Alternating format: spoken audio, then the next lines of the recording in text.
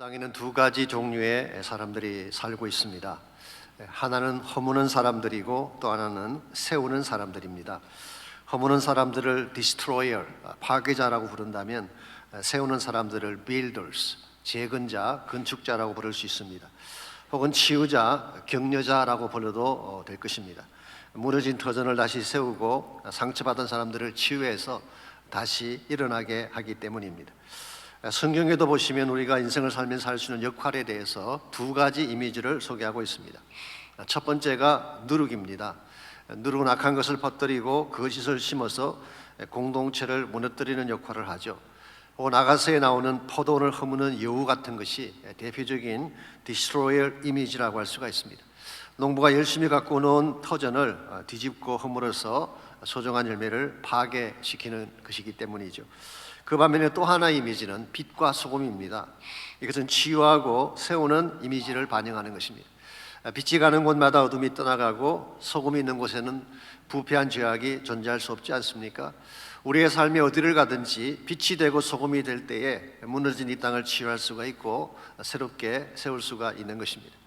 마땅히 하나님께서 기대하시는 크리스찬 삶의 모습은 후자에 해당한다고 생각합니다. 그럼에도 불구하고 실제 우리의 삶은 어떤가요? 치유가 낙심한 사람들을 세우기보다는 오히려 포도를 허무는 여우처럼 살아갈 때가 많이 있습니다. 공동체를 무너뜨리기도 하고 평화를 깨뜨리기도 하고 상처를 안겨주며 살아갈 때도 있습니다. 하나님 여러분과 제가 세우는 자가 되기를 원하지만 실제 우리 삶의 현실에서는 세우는 것이 아니라 무너뜨리는 일을 행할 때가 흔히 있습니다. 왜 이런 현상들이 일어나는 것일까요? 그것은 우리 안에 아직도 처리되지 아니한 옛 성품이 남아있기 때문에 그런 것입니다.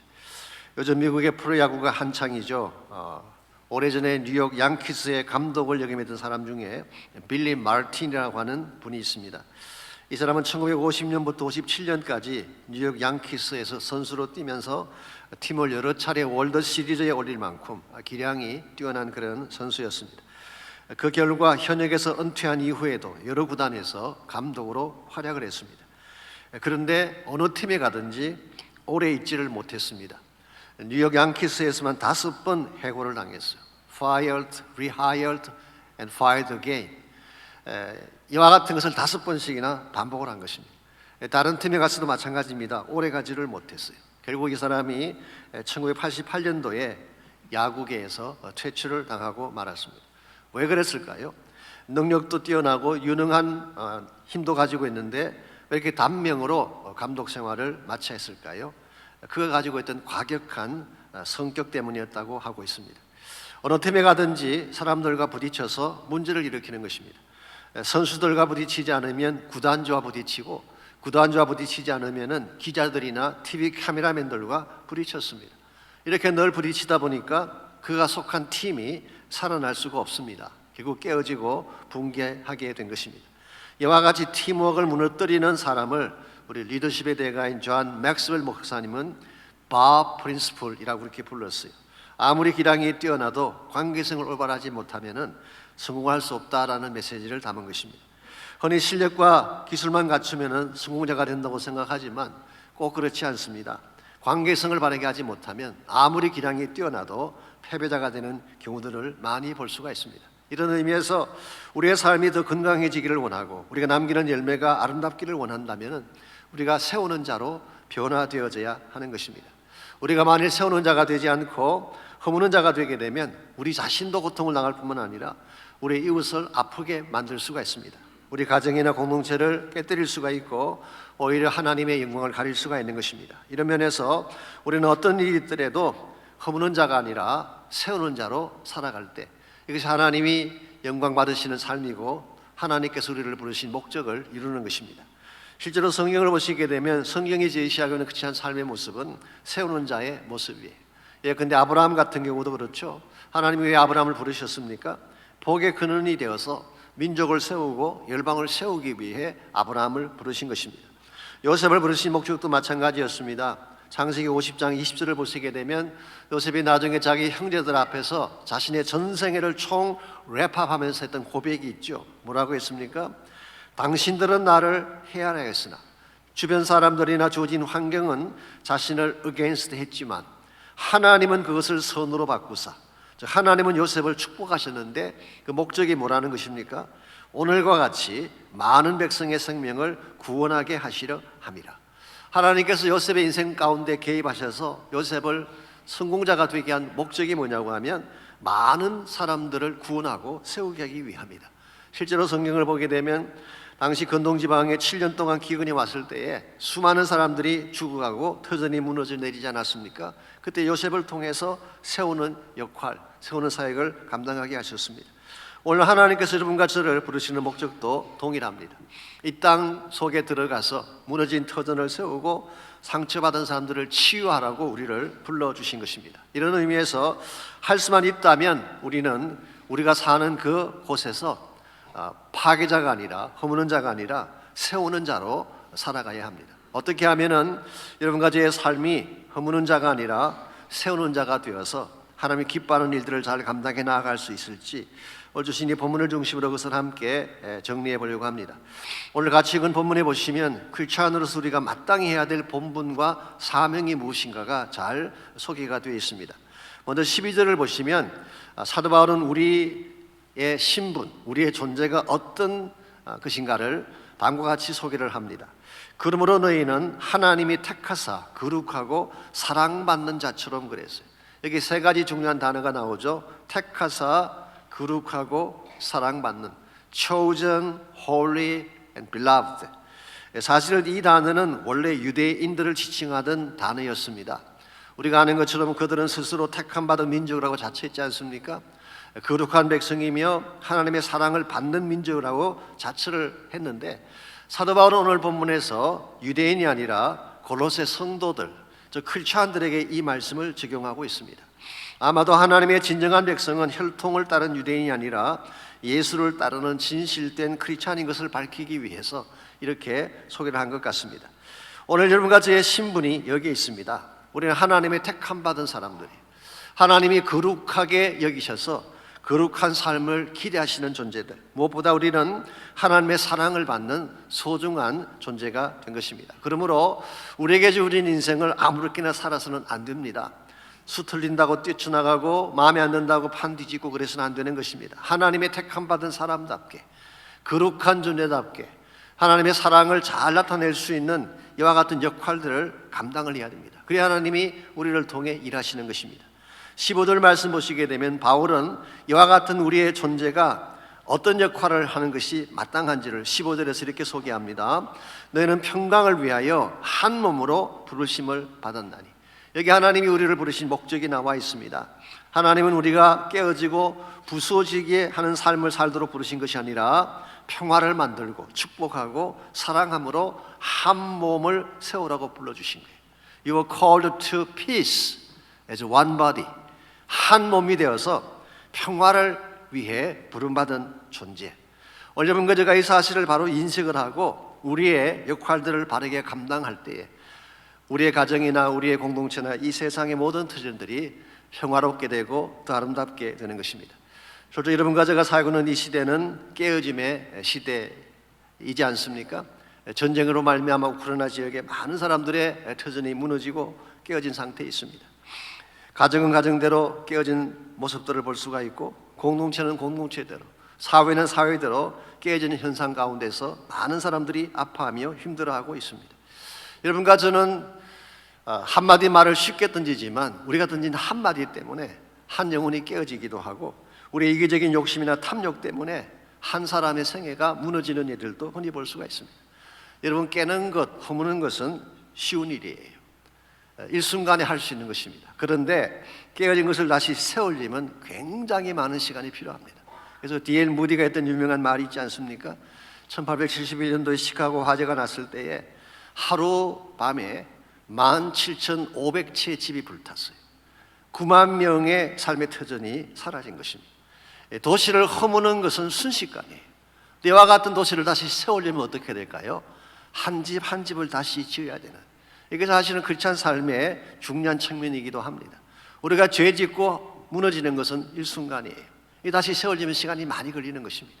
여러분이 상처를 주는 것, 정죄하고 남을 심판하는 것은 한마디 말로 충분할지 모르지만 이것을 세우려면 많은 시간이 필요한 것입니다. 어떤 사람들은 이 상처 하나 때문에 평생을 고통 가운데 사는 경우도 있어요.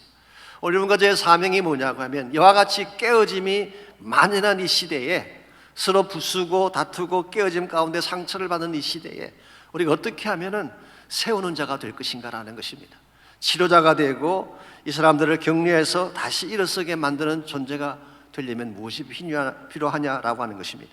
오늘 같이 읽은 본문에 보시게 되면, 여러분과 제가 크리스찬으로서 이 땅 속에 들어가서 허무는 자가 아니라 축복을 세우는 자가 되려면 무엇이 필요한지 세 가지 중요한 원리가 오늘 본문에 소개가 되어 있습니다. 첫 번째로, 축복으로 세우는 자가 되어 살기를 원하신다면 내 자신이 먼저 변해야 됩니다. 자아의 변화가 먼저 일어나야 되는 것입니다. 나의 내면이 변치 아니하면요, 주변을 변화시킬 수가 없습니다. 내 안에 있는 옛 자아가 먼저 변화되어야 하는 것입니다. 7절에서 9절까지를 보십시오. 일반적으로 관계를 허무는데 작용하는 이 6가지의 독소가 7절에서 9절 사이에 소개가 되어 있습니다. 너희도 전에 그 가운데 살 때에는 그 가운데 생하였으나 이제는 너희가 이 모든 것을 벗어버리라. 곧 분함과 노여움과 악의와 비방과 너희 입에 부끄러운 말이라. 너희가 서로 거짓말을 하지 말라. 옛사람과 그 행위를 벗어버리라고 했어요. 전에 우리가 예수님 만나기 전까지 우리 마음속에 품고 살았던 6가지의 독소들이 오늘 이 본문 속에 소개가 되고 있습니다. 첫 번째가 분함이에요. 이 분함이라고 하는 것은 템퍼를 말합니다. 아주 과격하고 더러운 성질, 이게 바로 분함입니다. 둘째는 노여움이죠. 이 노여움이라고 하는 것은 irritation, 건드리면 화를 내는 지나친 분노, 그래서 rage라고 번역할 수도 있는 단어예요. 세 번째가 악입니다.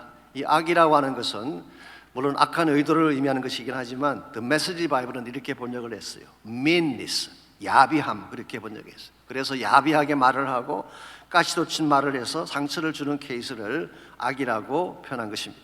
네 번째가 비방입니다. 여기서 비방이라고 하는 것은 객관적으로 비판하고 평가하는 것을 의미하는 것이 아니라 사실은 뒤에서 중상모략하는 것을 말하는 것입니다. 사실을 비틀기도 하고 없는 말을 첨가하기도 해서 뒤에서 한 사람을 죽이는 그 언어를 슬렌더, 영어에서는 슬렌더라고 그랬어요. 이것을 바로 비방이라고 표현한 것입니다. 우리 한국 사회에서 가끔 볼 수 있는 참 나쁜 관행이죠. 이건 사실은 반드시 제거해야 될 나쁜 독소입니다. 다섯 번째로, 입에 부끄러운 말, dirty talks. 이것은 아주 듣기 불편한 그런 욕설이나 좋지 않은 말들을 의미하죠. 그리고 마지막 여섯 번째로 9절에 보면은 서로 거짓말하는 것. 여기에 나타난 이 6가지의 요소가 실제로 건강한 삶을 깨뜨리고 관계성을 무너뜨리는 원흉들이라고 할 수 있는 거예요. 이게 과거에 우리가 예수님 만나기 전에 우리 심령 속에 있던 독소들이고, 이것 때문에 우리의 삶이 아름답지 못했던 것입니다. 그런데 문제가 뭔지 아십니까? 예수님 알기 전까지 이런 독소를 가졌다고 하는 것은 어떤 면에서는 이해가 돼요. 예수님 만나지 못했으니까. 그러면 예수 만난 이후에는 이것이 사라졌을까요? 그렇지 않다는데 오늘 여러분과 저의 문제가 있습니다. 분명히 예수를 믿었음에도 불구하고 아직도 이와 같은 독소가 내 마음속에 남아있어서 상처를 주기도 하고 관계를 깨뜨리기도 하는 것입니다. 그래서 오늘 바울은 오늘 말씀을 통해서 너희들이 이 모든 것들을 벗어야 된다. Put off.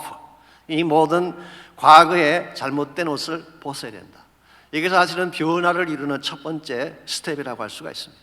이 과거의 잘못들, 과거의 관행들을 토해내고 제거시키는 것, 이게 사실은 우리가 변화를 추구하는 첫 번째 단계라고 할 수가 있습니다. 근데 이것만으로 변화가 일어날까요? 제가 자주 말씀을 드렸고 또 페이드를 하신 분들은 잘 아는 내용이긴 합니다만은, 우리가 회개라고 할 때에 영어로 turn, T-U-R-N, turn을 회개라고 하는데요, 항상 두 가지 방향성이 있다고 말씀드렸죠. 첫 번째가 turn away from something, 무엇으로부터 돌아서는 것입니다. 즉 회개라고 하는 것은 죄와 자기 중심적인 삶에서 돌아서는 것을 말하는 것이죠. 그리고 나서 두 번째 방향성이 뭐냐고 하면은 turn toward someone, 돌아선 후에는 누구에겐가로 향해 나아가야 하는 것입니다. 이 누군가가 바로 예수 그리스도를 말합니다.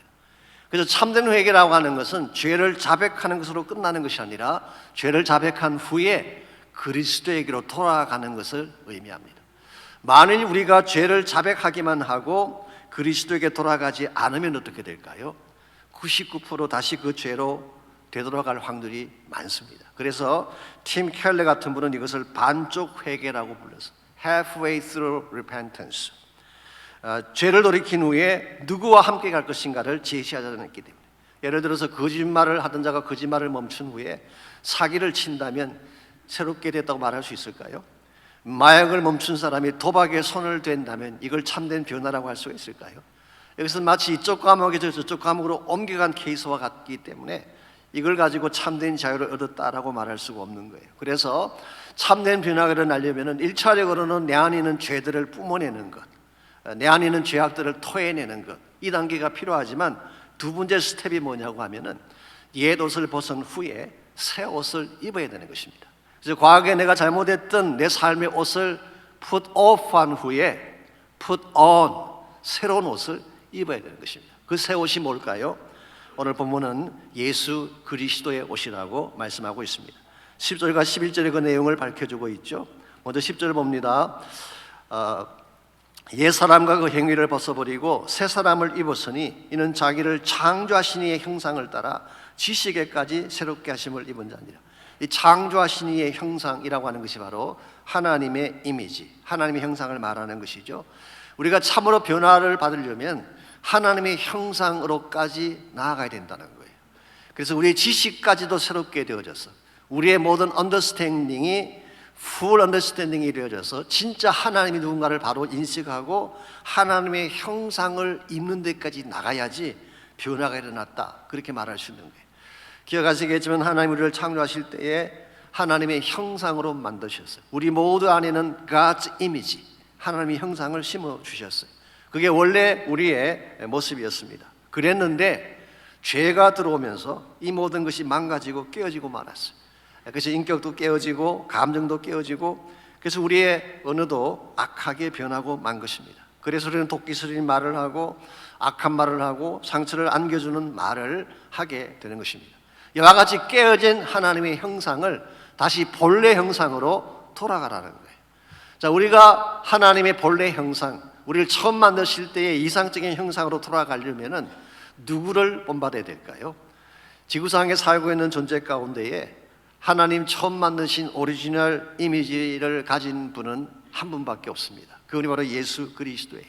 예수님이 유일한 하나님의 형상의 모델이라고 할 수가 있습니다.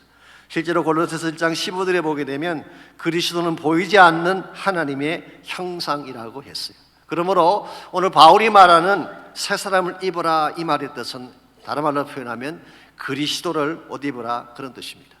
내 마음 중심에 예수님을 영접할 뿐만 아니라 그분을 주인 삼고 그분과 함께 사는 삶, 이게 변화를 이루는 세컨드 스텝이에요. 두 번째 스텝이에요. 그래서 1차적으로는 죄를 벗는 것입니다. 2차적으로는 그리스도를 입는 거예요. 근데 이것만으로 충분하지가 않습니다. 왜냐하면 나의 옛 자를 입었다고 하지만 아직도 내 안에는 옛 속성이 그대로 남아있기 때문에, 그래서 옛 속성이 끊임없이 나를 공격을 하고 있습니다. 우리의 힘으로 우리의 옛 자를 이길 방법이 없어요. 그래서 하나님께서 여러분과 저에게 주신 나의 모든 옛 성품과 옛 자를 이길 수 있는 파워를 주셨는데, 그 파워가 무엇인가요? 바로 성령님의 파워인 것입니다. 그래서 우리가 참된 변화를 경험하기를 원한다면 죄를 벗고 그리스도를 입을 뿐만 아니라 내 안에 성령께서 임하셔서 성령의 능력 가운데 살아야만 되는 것입니다. 그래서 12절을 보겠습니다. 12절을 보시게 되면요, 그러므로 너희는 하나님이 택하사 거룩하고 사랑받는 자처럼 긍휼과 자비와 겸손과 온유와 오래 참음의 옷을 입으라고 했어요. 여기 긍휼, 자비, 겸손, 온유, 오래 참음, 어디서 많이 보던 리스트 아닙니까? 어디서 보셨나요? 갈라디아서 5장 22절 23절에 보게 되면 성령의 9가지 열매 중에 이 모든 것들이 나옵니다. 그러므로 여기서 바울이 말하는 참된 변화의 열매는 결국 성령께서 주시는 열매다, 그렇게 할 수가 있어요. 물론 우리가 의지를 가지고 변화를 시도할 수 있습니다. 그런데 안 돼요. 의지만으로, 우리의 노력만으로 절대 변화가 일어나지 않습니다. 우리의 본성은 악한 것이기 때문에 그래요. 우리의 원래 네이처는 신풀합니다. 그래서 남 잘 되는 것 보면은 볼 수가 없고, 남을 격려하기보다는 찌르고 무너뜨리는데 훨씬 익숙한 것이 우리의 본심이죠. 오죽하면 사촌이 논사면 배 아프다는 속담이 나왔겠어요. 미국에서는 이걸 좀 바꿔가지고 사촌이 새 차 뽑으면 교통순경된다 그런 말이 있습니다만 티켓 뜯으려고 말이죠. 우리 인간의 본성은 원래부터 악한 것입니다.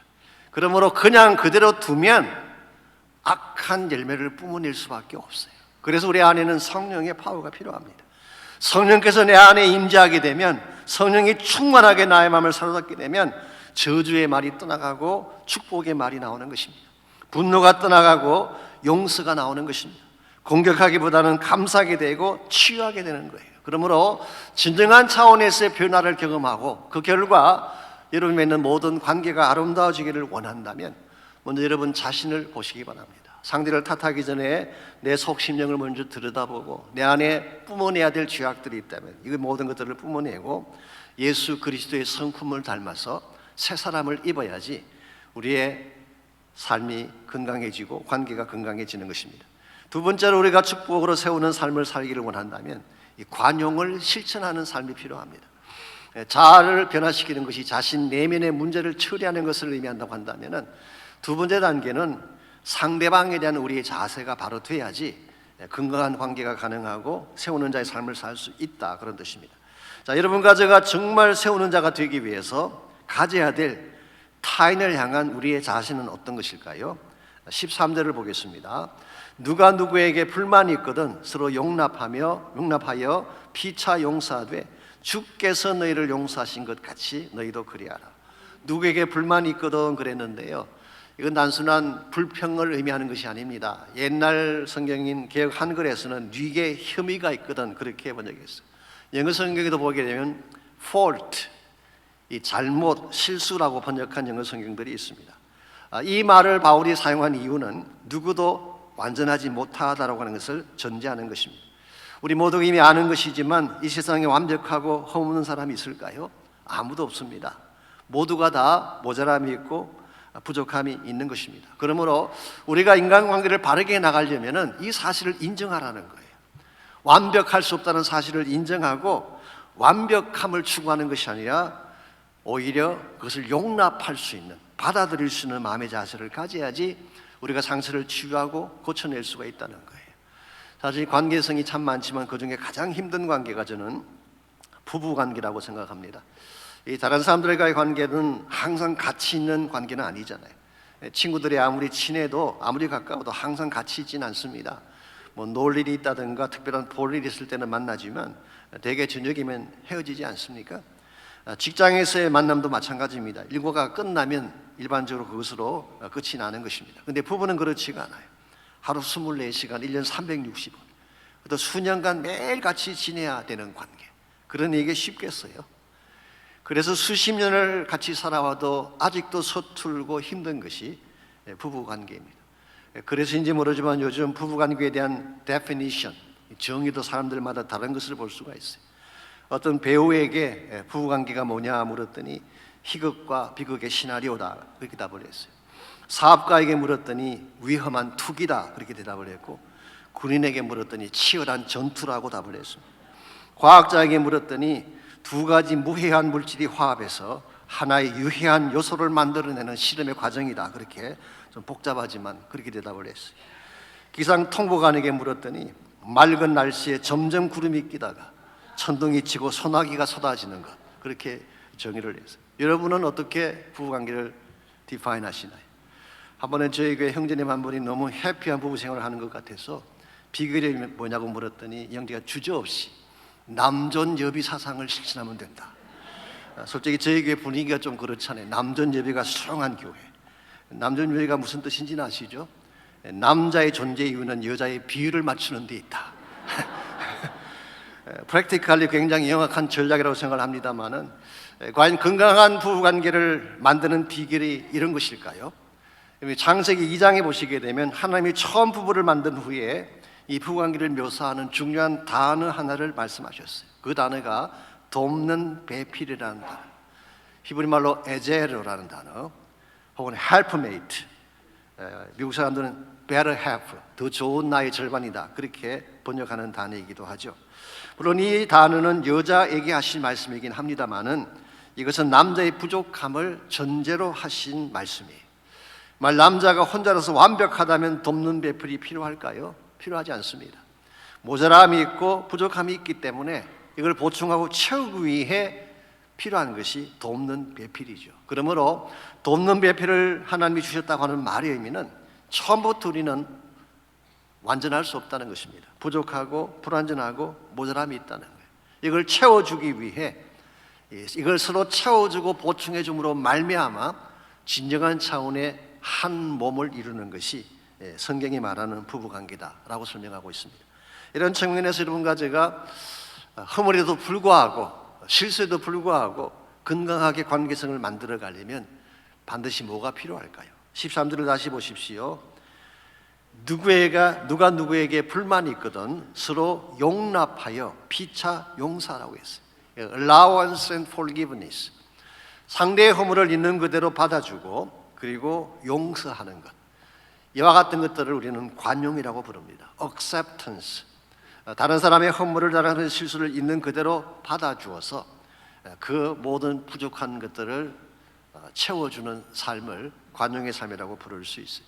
자, 왜 여러분과 제가 나에게 악을 행한 자에게 이와 같은 관용을 베풀어야 될까요? 저는 프랙티컬리 한 3가지 이유가 있는가 생각합니다. 첫 번째 이유가 이 말씀드린 것처럼 이 땅에 완벽한 사람은 없기 때문에 만일 여러분들이 완벽한 사람과 살기를 원한다면 아무도 만날 방법이 없어요. 이 땅에 사는 사람들 중에 그런 사람이 존재하지 않습니다. 그러므로 모든 사람은 다 허물을 가지고 있기 때문에 관계를 맺으려면 허물을 받을 수 있어야 돼요. 두 번째는 나에게도 허물이 있기 때문입니다. 일반적으로는 상대방의 허물을 보고 업셋되어서 막 힘들어하긴 하죠. 그런데 나에게는 그런 문제가 없을까요? 내 안에도 허물이 있기 때문에 상대의 허물을 보기 전에 나를 볼 필요가 있는 것이죠. 무엇보다 중요한 3번째 이유가 있습니다. 그것은 주께서 우리를 용서하셨기 때문에. 그래서 사도 바울은 주님이 너희를 용서하신 것 같이 너희도 그리하라 그렇게 말씀한 것입니다. 여러분과 제가 여기까지 오게 된 근본 이유가 뭔가요? 우리가 완벽한 삶을 살아서 우리가 거룩하고 존귀한 존재이기 때문에 여기까지 왔을까요? 결코 그렇지 않습니다. 하나님의 십자가의 은혜를 가지고 용서하셨기 때문에 우리의 모든 죄와 허물을 대신 담당해 주심으로 우리를 회복시켜 주셨기 때문에 오늘 여러분과 제가 여기까지 오게 된 것입니다. 우리의 존재 이유 자체가 하나님의 은혜요 하나님의 용서 때문이라고 말을 한다면 우리가 어떤 삶을 사는 것이 마땅할까요? 당연히 우리도 용서하고 은혜를 베풀며 사는 것이 마땅한 것입니다. 그러면 여러분의 인생 가운데 혹시라도 관계가 힘들어지고 아무리 용서하고 싶어도 용서가 안 되는 경우에는 십자가 앞으로 나오시기 바랍니다. 나를 잊게 한 근본 원인인 십자가 앞에 나와서 여러분의 자신을 돌아보고 하나님이 나를 용서하신 은혜를 기억할 때 우리도 누군가를 용서할 수 있고 품을 수가 있는 것입니다. 이와 같이 우리가 진정한 차원에서 축복으로 사람들을 세우는 그런 삶을 살기를 원한다면 1차적으로는 내 내면의 변화가 먼저 일어나야 돼요. 내 자신이 먼저 그리스도의 옷을 입은 거룩한 인격으로 바뀌어야 됩니다. 두 번째는 십자가 안에서 참된 용서와 관용을 실천을 해야지 우리가 건강한 관계, 좋은 관계를 만들어갈 수가 있습니다. 그런데 이 2가지 위에 또 한 가지 중요한 사실이 있습니다. 이 2가지 위에 반드시 더해야 될 또 한 가지가 있어요. 그게 뭘까요? 14절에 그 내용이 나와 있습니다. 그게 바로 사랑이에요. 그래서 이 사랑의 매듭으로 마지막을 장식을 해야지 우리 인생이 진짜 건강해지게 되고 수많은 사람들을 세우는 빌드로서 살 수가 있는 것입니다. 14절입니다. 이 모든 것 위에 사랑을 더하라. 이는 온전하게 매는 띠니라. 윌리엄 바클레이는 이 말씀을 이렇게 풀어 설명을 해서 On top of all these things, 이 모든 것 위에 Paul says, add just one more, that is love. 이 모든 것 위에, 지금까지 이야기했던 모든 것 위에, 이 모든 관계성 위에 just add one more, 그게 바로 사랑이다. 이런 의미에서 사랑은 축복을 매듭짓는 마지막 능력이라고 할 수가 있어요. 스스로의 인생을 살면서 다른 것은 좀 부족해도 괜찮아요. 인격이 좀 모자랄 수도 있고 사람들과 관계가 좀 서툴 수도 있어요. 그럴지라도 무엇 한 가지만 더하면, 사랑만 애더하면 모든 어머니가 풀리게 되고 모든 깨어짐의 관계가 회복될 수 있다라는 것입니다. 자, 왜 우리 삶 가운데에 사랑을 더하기만 하면 이런 놀라운 역사들이 일어나게 될까요? 사랑 안에는 모든 것을 온전하게 매는 파워가 있기 때문에 어떤 깨어진 관계도 사랑이 더해지면 묶여지게 됩니다. 어떤 포기한 인생도 사랑을 받으면 다시 일어설 수가 있게 돼요. 특별히 하나님의 사랑, 여러분과 저를 향한 하나님의 그 크신 사랑을 우리가 받기만 한다면 어떠한 인생도 회복이 가능하고 어떠한 존재도 다시 일어서서 살아갈 수가 있는 것입니다. 그러므로 최상의 가치 그리고 최상의 파워는 사랑이에요. 예수님 12제자 중에 가장 나이가 어렸던 제자가 요한이었죠. 아마 순교하지 않고 끝까지 살아남았던 유일한 제자가 사도 요한인 것 같습니다만은 이번에 말년에 대한 이런 일화가 있습니다. 여러분이 아시는 바대로 요한은 노년에 당시 로마 황제가 도미시안 황제의 그 박해 속에서 체포를 당하고 밤모섬의 유배를 갔죠. 요즘은 그 섬이 관광지가 돼서 성지 순례 관광지에서 많이 개발이 됐습니다만은 1세기 말에만 하더라도 화강암으로 구성된 풀 한 폭이 나지 않는 돌밖에 없는 척박한 유배지가 밤모섬이었습니다. 거기서 약 18개월 동안 머물면서 쓴 유명한 책이 있죠. 그 책이 바로 요한계시록, 성경의 마지막 책이 거기서 집필된 것입니다.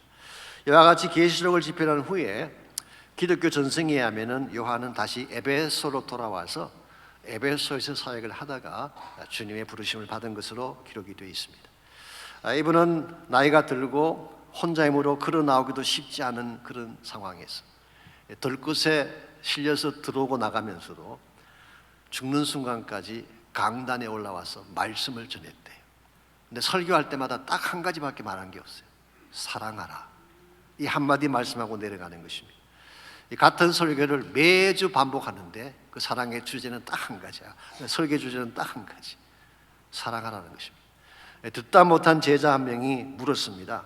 왜 선생님께서는 매주 똑같은 말씀, 사랑하라는 말씀 하나만 하시는 것입니까? 그때 요한이 남겼던 유명한 말이 있습니다. 너희가 만일 사랑하라는 이 말씀 하나만 실천할 수 있다면 다른 설교는 할 필요가 없기 때문이다. 저는 참으로 기독교 신앙의 핵심을 찌르는 그런 말씀이 아닌가 생각합니다. 사랑할 수 있다면 다 된 것입니다. 예수님께서도 구약의 모든 율법과 선지자를 한마디로 뭐라고 요약하셨나요? 사랑이라는 한 단어로 요약을 하셨어요. 하나님을 사랑하고 이웃을 사랑하는 것이 모든 율법과 선지자들의 대강령이요 성취라고 말씀하셨어요. 그러므로 성경 전체의 메시지를 한마디로 축약한다면 한 단어예요. 사랑이라고 하는 단어입니다. 그러므로 여러분과 제가 이 사랑이 성경이 제시하는 최대의 가치요 최고의 능력이라는 것을 안다면 당연히 어떻게 살아야 될까요? 이 사랑을 내 인생의 소중한 가치로 삼고 사랑을 하며 사는 삶을 실천해야 됩니다. 근데 한 가지 문제가 있습니다. 우리가 원수를 사랑하라고 말씀을 드렸지만 과연 그게 쉬운 것일까요? 내 가슴에 비수를 들이랬던 누군가를 용서한다는 것 쉽지 않습니다. 어떻게 원수를 용서하며 내 가슴을 아프게 했던 그 사람을 용서할 수 있을까요? 제가 더 정확하게 말씀을 드리자면요, 나의 힘으로 그렇게 하는 것은 불가능합니다. 그래서 하나님께서 성령을 통하여서 하나님의 사랑을 우리 가슴 속에 부어주신 거예요. 로마서 5장 5절에서 바울은 이렇게 기록합니다. 우리에게 주신 성령으로 말미암아 하나님의 사랑이 우리 마음에 부은 바 됨이니 Love of God has been poured out into our heart. 하나님의 사랑이 poured out 되어졌어. 내 마음속에 부어진 바 되었는데 누구를 통하여? Through the Holy Spirit. 성령을 통하여. 여러분, 이것이 참된 능력의 원천입니다. 나의 힘으로 사랑할 수 없습니다. 나의 힘으로 용서할 수가 없습니다. 나의 능력을 가지고 건강한 관계를 만들어갈 수가 없습니다. 근데 만일 성령을 통하여 하나님의 사랑이 내 가슴 속에 부어지게 된다면 가능하다는 거예요. 그러므로 여러분과 제가 이것을 놓고 기도해야 됩니다. 내 가슴 속에, 말라진 내 가슴 속에 성령께서 하나님의 사랑을 부어주시도록, 말라비틀어진 우리 가정 속에 하나님의 사랑을 부어주시도록 기도해야 돼요. 하나님이 저희 교회 가운데에 성령을 통하여 그 사랑을 부어주시기만 한다면 저희 교회 생명의 공동체가 될 수 있고 하나님 영광 위에 수임하는 공동체가 될 수가 있어요. 우리 인간 자체는 악하기도 하고 미약하기도 하고 부족하기도 하지만 그러나 성령을 통하여 하나님의 사랑이 임하기만 한다면 우리는 새 사람이 될 수가 있고 새 능력자가 될 수가 있고 험악한 이 세상 속에 들어가서 이 세상을 새롭게 일으키는 주역으로 살아갈 수가 있습니다. 그러므로 이 아침 우리 마음을 주 앞에 드리며 기도할 때에 먼저 십자가를 가슴에 품고 기도하시기를 바랍니다. 예수님의 보혈로 나의 심령을 정결케 하라고 기도하십시오. 내 안에 아직도 내 자아가 남아있지 않습니까? 못된 나의 자아가 지금도 내 안에 남아있어요. 나 힘으로 잘라낼 수가 없지만 십자가의 능력으로 보혈의 능력으로 내 마음을 깨끗하게 치유하셔서 내 안에 있는 모든 찌꺼기들 죄악들이 떠나가게 달라고 기도하시기를 바랍니다. 그리고 성령께서 하나님의 사랑을 내 마음속에 부어주셔서 나의 가슴이 주의 사랑으로 가득 차게 하시고 이 사랑으로 사람들을 치유하며 가정을 세우며 하나님의 공동체를 세워나가는 인생이 될 수 있도록 기도하시기를 바랍니다.